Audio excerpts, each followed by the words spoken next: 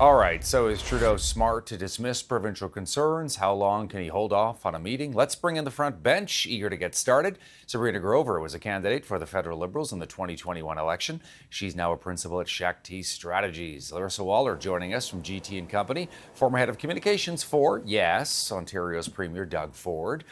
Former Ontario NDP MPP Gurratan Singh, he is a vice president at Crestview Strategy, also the brother of federal NDP leader Jagmeet Singh. And last but certainly not least, there she is, Rachel Aiello, our senior digital parliamentary reporter here at CTV News. Hey, Larissa, going to start with you. What do we make of this showdown?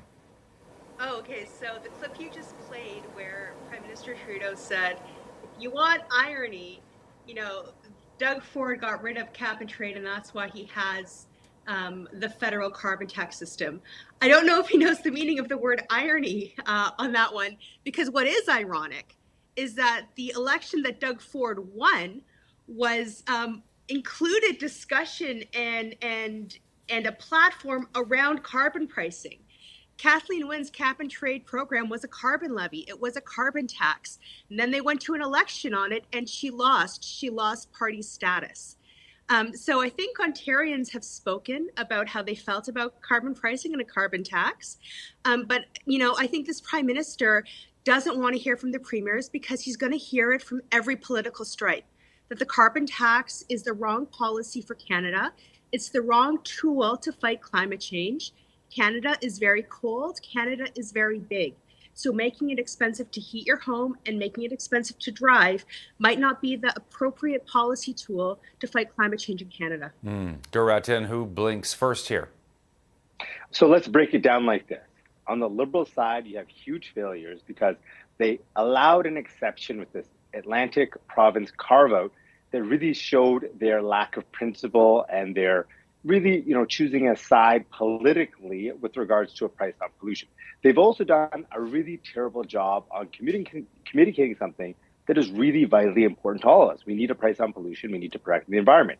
On the other side, though, the Ford Conservatives, and in general, Conservative premiers across the province have, it is correct to say, they have not put in place a price on pollution that is adaptive or is something that makes sense for their province. Other provinces have. BC has. You don't see them complaining. Quebec has. You don't see them complaining. Northwest Territories has. Even the newly elected Premier of Manitoba, Wab Kinew, has recognized that, it's good to have a price on pollution. He just wants to make sure it's something that works for his province. So what you're seeing here is really Liberals failing on implementing a policy and failing on communicating a policy, and Conservative premiers who are really beholden to a far right-wing rise in anti-science position where they don't believe in climate change and they don't believe in policies to fight the climate crisis. Sabrina, what do you make of the Prime Minister's clearly growing frustration? I mean, we cover his press conferences every day, and even today in Calgary, where you are, again, he got pretty heated against some of the premiers in their positions. Well, let me just say that I walked to work today, so the carbon price is working, a sample size of 1. But I think that the Prime Minister is right to be frustrated. You're hearing this call from these Conservative premiers to have a First Minister's meeting with no indication of what they're bringing to the table. Are they bringing a different climate plan to the table? Are they bringing a different carbon pricing scheme to the table? I don't understand what exactly the motive is for the Prime Minister to have a First Minister's meeting. He's heard them loud and clear. They don't want a carbon tax, but they have no alternative plans. They also have increased costs to taxpayers in dealing with climate change in their own provinces. When you talk about things like wildfires, we know that the province of Alberta has had to triple its investments into wildfires, as has the federal government, as has BC. We know that the provinces are going to have to pay for things like drought that's coming up and the way that they're going to have to reimburse farmers. I don't understand exactly what the premiers want out of a First Minister's meeting beyond just an opportunity to complain to the Premier or to the Prime Minister around a table as opposed to in press conferences. I think until they can demonstrate that they're bringing something to the table for their own populations, I'm not sure what the Prime Minister would get out of having a First Minister's meeting here. Rachel Aiello, your read.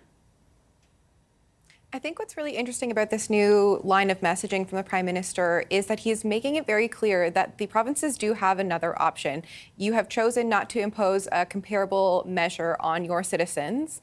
You have not come to the table with an alternative. So the rule was the federal backstop applies. And it's going to be really interesting to watch, Todd, is what happens in Manitoba. The Prime Minister was with Wab Kinew this week, and he was asked specifically, Mr. Kinew has expressed his concerns about the carbon tax, and he has indicated he's going to try to come up with a solution of his own.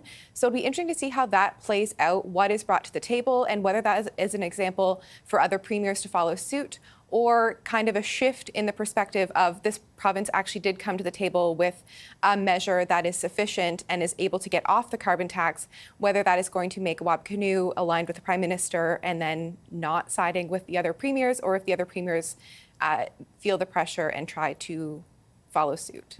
Larissa, the premiers can read the polls just like we all can. How much of that do you think is playing into this? The government, the Prime Minister, not popular these days, and the carbon tax has become a political problem.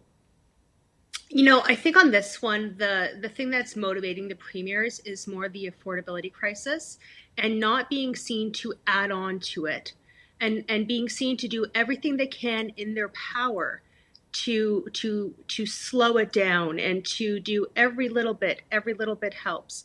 Instead, the Prime Minister is doubling down on this is the right tool to fight climate change for Canada. And I think the premiers are saying we can't fight climate change in a silo. We can't make that the only thing we're thinking about when we're thinking about carbon pricing. And when you look at, everybody else is going to say rebate, but the rebate is it's actually diluting the effectiveness of the carbon tax, because the carbon tax needs behaviors to become more expensive so that you change your behavior. So you walk to work, but not everybody can walk to work, right? And with the carbon tax, the PBO has said that once you factor in the fiscal and economic impact, so the whole picture, the majority of Canadians are worse off. And this Prime Minister has a plan to still double the carbon tax price, the carbon tax levy, by 2030 from where we're at right now. Garatin, your reaction to that, what do you think? I was elected as an MPP in the Ontario legislature when I remember the Conservative Minister of Environment wouldn't say for like 3 or 4 days there's a huge media issue. You may remember yourself, he refused to say the word either climate crisis or climate change. It was something like that, because this is how ideological conservatism has become in Canada right now, where they're denying science and they're denying the fact that climate change is a huge economic impact on our society, on our economy, on our nation. When you can't breathe the air, when forest fires are burning uncontrolled across our country, it has a negative impact on our economy. We need a price on pollution. We need to fight the climate crisis. The Liberals messed it up because they showed a lack of principle on this carbon pricing, because they carved out the Atlantic provinces purely for an electoral reason.